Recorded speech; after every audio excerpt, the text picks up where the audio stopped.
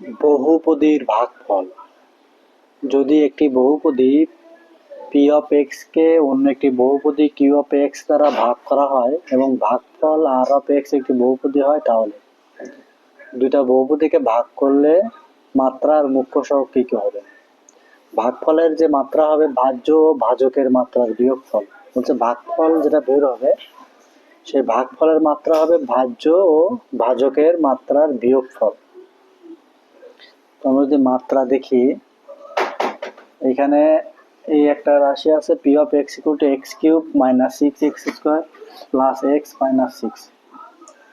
তো এখানে বলছে যে এটা হলো আমাদের কি, তাহলে ভাজ্য আর এটা হলো ভাজক।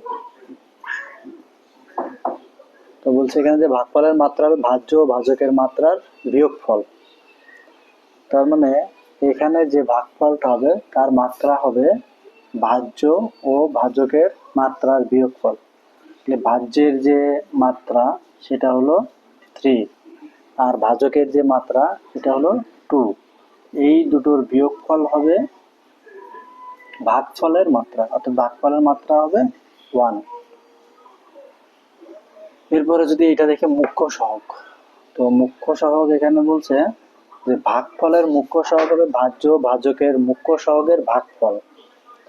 ভাগফলের মুখ্য সহগ হবে ভাজ্য ভাজকের মুখ্য সহগের ভাগফল। তাহলে এখানে ভাজ্য ভাজকের মুখ্য সহগ কোনটা?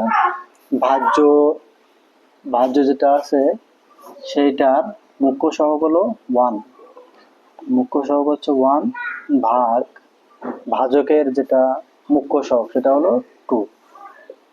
এটা হবে মুখ্য সহগ। তাহলে মাত্রা বের করতে গেলে ভাজ্য এবং ভাজকের মাত্রার বিয়োগফল আর মুখ্য সহগ বের করতে হলে ভাজ্য এবং ভাজকের ভাগফল হবে ওইটার ভাগফলের মাত্রা এবং মুখ্য সহগ। উদাহরণ 2 যদি আমরা দেখি, তাহলে এটা হলো ভাজ্য, এটা হলো ভাজক। তাহলে এখানে ভাজ্য যেটা আছে আমরা ফার্স্টে যদি দেখি মাত্রা, তো এখানে মাত্রা বের করতে গেলে আমাদের কি, তাহলে এখানে এটার মাত্রা আছে 4, এটার মাত্রা আছে 2, তাহলে 4 মাইনাস 2 সমান সমান 2। এরপর আছে মুখ্য সহগ,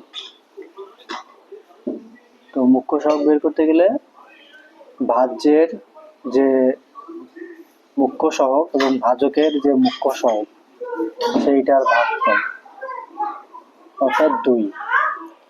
তাহলে এই দুটো ভাগ করলে যে ভাগফল পাওয়া যাবে সেই ভাগফলের মাত্রা হবে 2 এবং মুখ্য সহগ হবে 2।